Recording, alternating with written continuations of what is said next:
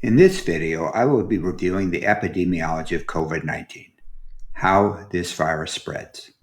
And this infection is primarily spread by respiratory secretions. Close contacts can inhale droplets associated with coughing or sneezing, as well as when talking, or possibly even when breathing.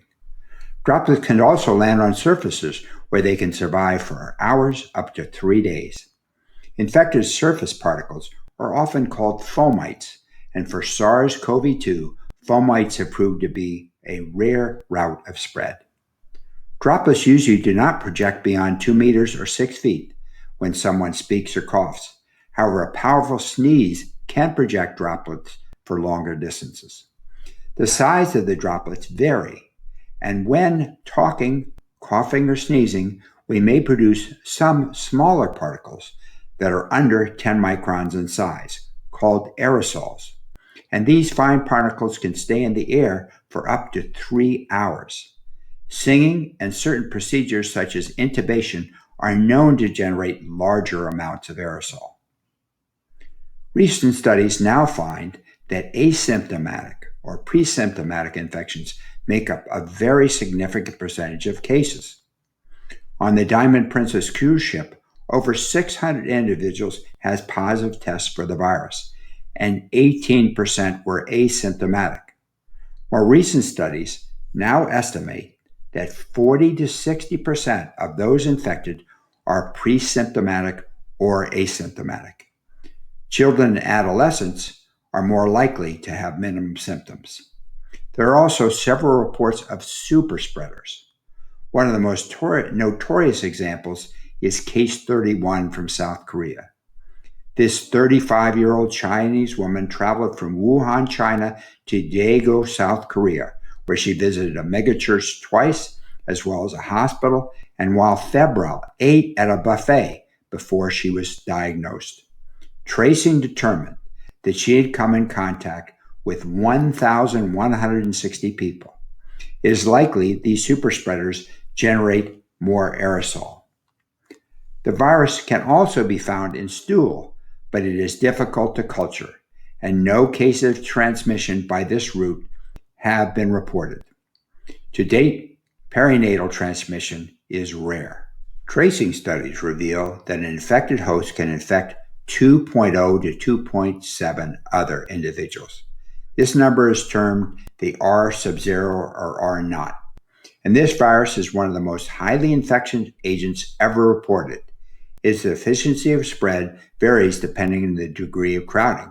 For example, in New York, the R sub 0 before shelter in place was instituted is estimated to be 5.0. The majority of cases are acquired by close contact of a symptomatic person.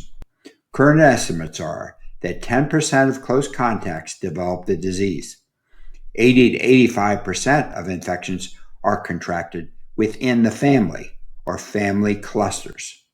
Other settings have included the megachurch in South Korea with over 1,200 cases, cruise ships, sporting events, and as countries have begun to open up, bars and gyms have become major sites of spread.